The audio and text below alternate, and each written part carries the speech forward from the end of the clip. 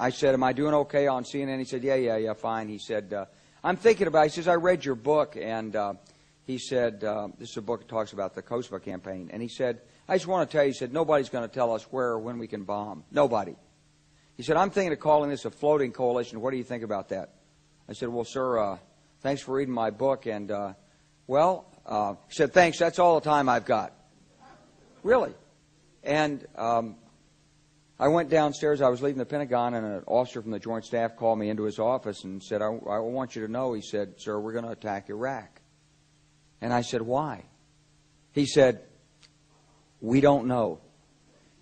He said, I said, well, did they tie Saddam to 9/11? He said, no.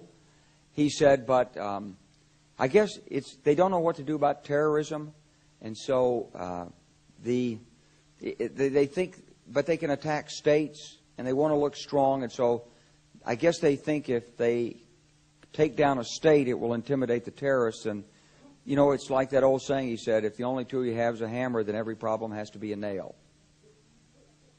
Well, I walked out of there pretty upset. And then we attacked Afghanistan. I was pretty happy about that. We should have. And then I came back to the Pentagon about 6 weeks later. I saw the same officer. I said, why haven't we attacked Iraq? We still going to attack Iraq? He said, oh, sir. He says, it's worse than that. He said, he pulled up a piece of paper off his desk. He said, I just got this memo from the Secretary of Defense's office that says we're going to attack and destroy the governments in 7 countries in 5 years. We're going to start with Iraq, and then we're going to move to Syria, Lebanon, Libya, Somalia, Sudan, and Iran. I said, 7 countries in 5 years. I said, is that a classified memo? He said, yes, sir. I said, well, don't show it to me. He was about to show it to me. He said, because I want to talk about it. And I sat on this information for a long time, for about 6 or 8 months. I was so stunned by this, I couldn't begin to talk about it. And I couldn't believe it would really be true, but that's actually what happened. These people took control of the policy in the United States. And I realized then, it came back to me, a 1991 meeting I had with Paul Wolfowitz. You know, in 2001 he was Deputy Secretary of Defense, but in 1991 he was the Undersecretary of Defense for Policy. It's the number 3 position in the Pentagon. And I had gone to see him when I was a 1-star general. I was commanding the National Training Center. I had met him one time. He said, if you ever get to Washington, come look me up. They always say that. Well, I was there in Washington. It was a Friday afternoon. I'd visited Colin Powell. He'd given me 5 minutes of his precious time and sent me on my way, and I was bored in the Pentagon, and I thought, I'll just go, who can I see? I think I'll see Wolfowitz. So I called, and up there he was available. Scooter Libby came to the door. I met Scooter for the first time, and he brought me in, and I said to Paul, I said, and this is 1991, I said, Mr. Secretary, you must be pretty happy with the performance of the troops in Desert Storm.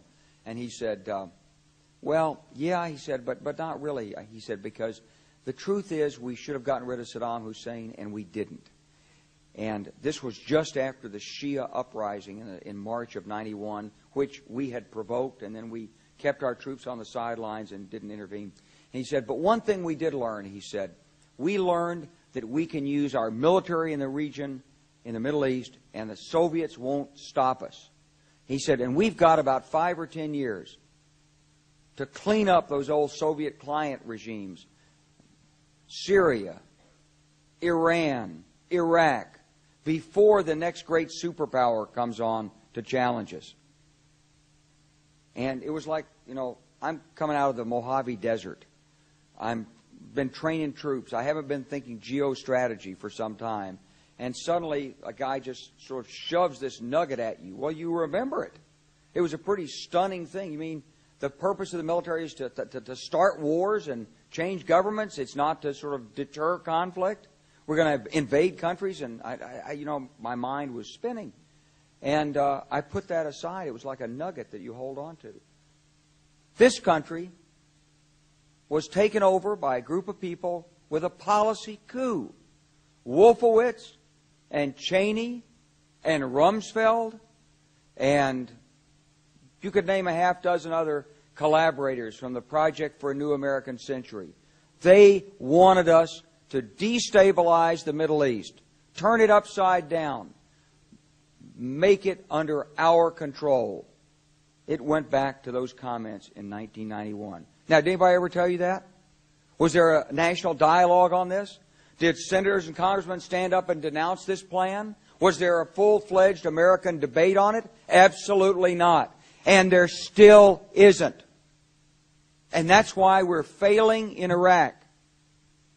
Because Iran and Syria know about the plan. All you have to do is read the Weekly Standard and listen to Bill Kristol, and he blabbermouths it all over the world. Richard Pearl the same way. They could hardly wait to finish Iraq so they could move into Syria. It was like a laydown. Oh, our legions are going to go in there. This wasn't what the American people voted George Bush into office. Well, they didn't actually vote him into office, but it wasn't what many of the people who... It wasn't what he campaigned on. He campaigned on a humble foreign policy, the most arrogant foreign policy in American history. He campaigned on no peacekeeping, no nation building, and here he is with Afghanistan and Iraq. It's astonishing.